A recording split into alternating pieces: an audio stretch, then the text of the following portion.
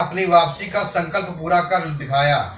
4 साल के अंतराल के बाद वह अमेरिका के 47वें राष्ट्रपति चुने गए। सन 1892 के बाद वह पहले ऐसे राष्ट्रपति हैं जो इस पद पर दोबारा चुने गए। पहली बार वर्ष 2016 के चुनाव में वह 45वें राष्ट्रपति निर्वाचित हुए थे।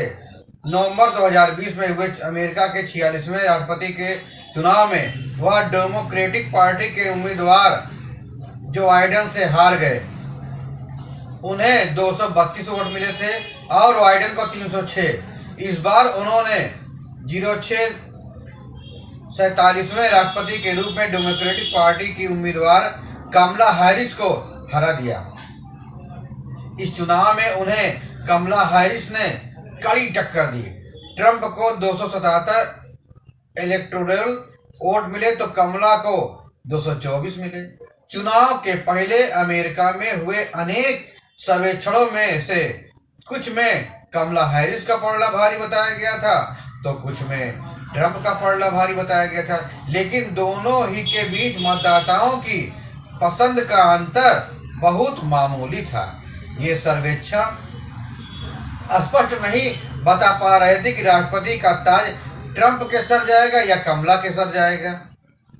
बीती 25 अक्टूबर को ही न्यूयॉर्क टाइम्स एवं सिएना कॉलेज के राष्ट्रीय स्तर पर सर्वे में हैरिस और ट्रंप को 48% के साथ बराबरी पर बताया गया था। तो 17 अक्टूबर तक गार्जियन के सर्वेक्षण में ट्रंप को एरिजोना, जॉर्जिया, मिशिगन और विस्कॉन्सिन में ट्रंप को मामूली बढ़त दिखाया गया था। एक नवीनतम सर्वेक्षण में आयोवा राज्य में हैरिस को 47% मतदाताओं का समर्थन बताया गया था, जबकि ट्रंप को 44% ही समर्थन दिखाया गया था। यह सर्वे की बात है। दूसरी ओर एक अन्य सर्वे में जॉर्जिया में ट्रंप को 48.8% और कमला हैरिस को 47.2% का समर्थन मिला था। जीत का दामोदर अमेरिका के 7 स्विंग राज्यों पर था जो उलटफेर में महत्वपूर्ण भूमिका निभाते हैं। यानी यहाँ के मतदाता हर चुनाव में अपना रुख बदलते रहते हैं। ये राज्य हैं पेंसिल्वेनिया, मिशिगन, जॉर्जिया, उत्तरी कैलिना, नेवादा, एरिजोना और विस्कॉन्सिन। ट्रंप इस बार उनका समर्थन जीतने में कामयाब रहे।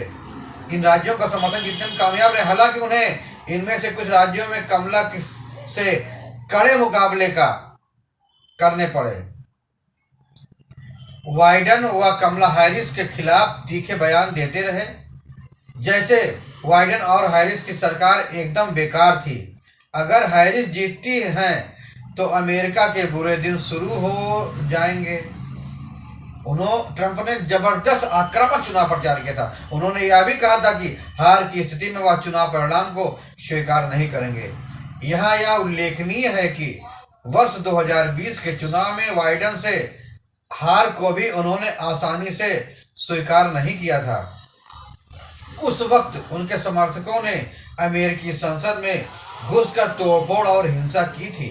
वह खुद 150 साल पुरानी परंपरा को तोड़ते हुए बाइडेन के शपथ ग्रहण समारोह में भी नहीं गए थे। बाइडेन को शुभकामनाएं भी नहीं दिए थे। हाँ, यहाँ उन्होंने न्यूक्लियर कोड भी नए राष्ट्रपति को हस्तांतरित करने की परंपरा का निर्वहन भी नहीं किया था, लेकिन उन्होंने एक परंपरा ओवल ऑफिस में रिजर्व्ड डेस्क पर नए राष्ट्रपति के नाम चिट्ठी लिखकर छोड़ने की परंपरा निभाकर सबको चकित कर दिया गया था। वो पुराने कोई परंपरा नहीं माने थे, लेकिन उन्होंने इस परंपरा को माना। चिट्ठी में ट्रंप ने देश की कामयाबी की दुआ की थी। ट्रंप ने 20 मिनट के अपने उस रिकॉर्डेड भाषण में अपने समर्थकों द्वारा संसद पर हमले की निंदा भी की थी और कहा था कि इसे कभी बर्दाश्त नहीं किया जा सकता। लेकिन उन्होंने अपना आंदोलन जारी रखने और फिर सत्ता में वापसी के लिए प्रयास करने का इरादा उसी समय जाहिर कर दिया था जो वो चुनाव हार गए थे। जिसमें अब वह पूरी तरह कामयाब भी हुए। इस बार पेंसिल्वेनिया में एक चुनाव रैली में भी ट्रंप ने कहा था कि मुझे 2020 में व्हाइट हाउस नहीं छोड़ना चाहिए था क्योंकि मेरी सरकार ने अच्छा काम किया था। वर्ष 2020 के चुनाव में ट्रंप की हार को चीन के प्रभाव बताते हुए अमेरिका को संगठन से काट लिया था। पेरिस जलवायु समझौते से अमेरिका को नुकसान बताते हुए उससे अलग कर लिया। प्रवासियों को अमेरिका की परिकता देने संबंधी नियमों को ढील बनाया। कुछ मुस्लिम देशों की यात्रा पर प्रतिबंध लगाया गया था। नस्ल भेद को बढ़ावा दिया था। विश्व स्वास्थ्य संगठन WHO को चीन के प्रभाव में बताते हुए अमेरिका को संगठन से काट लिया था। पेरिस जलवायु समझौते से अमेरिका को नुकसान बताते हुए उसे अलग कर लिया।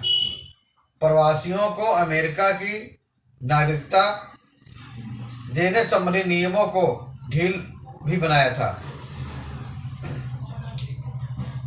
बहुत से खिलाड़ी उनका विरोध अश्वेत और मुस्लिम नेताओं के लिए अभद्र शब्दों का प्रयोग कर लोगों की भावनाएं इकाई थी। रंग भेद नस्ल भेद को बढ़ा दिया था। एक आरोप यह भी था कि विश्वव्यापी महामारी कोविड-19 के प्रति ट्रंप के लापरवाही के चलते अमेरिका कोरोना के संक्रमण की चपेट में आने वालों लोगों में मरने वालों की संख्या में नंबर 1 पर आ गया था। हालांकि उस समय भारत ने उसकी मदद की थी, उसे पैरासीटामॉल मुहैया कराया था। उस समय ट्रंप ने कुछ भारत के खिलाफ तख्त टिप्पणी की थी, लेकिन मोदी ने कोई प्रतिवाद नहीं किया। उन्होंने देर सवेर उन्हें पैरासीटामॉल भिजवाया। बहरहाल ट्रंप की यह जीत उनकी काबिलियत हो जाती है।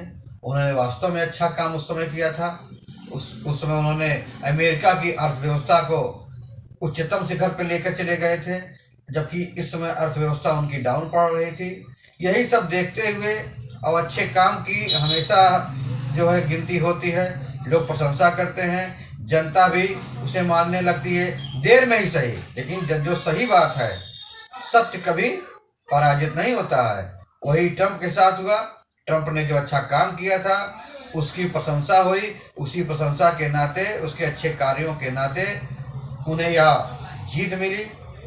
हमारा न्यूज़ चैनल KK7 न्यूज़ भी ट्रंप को बधाई देता है। धन्यवाद।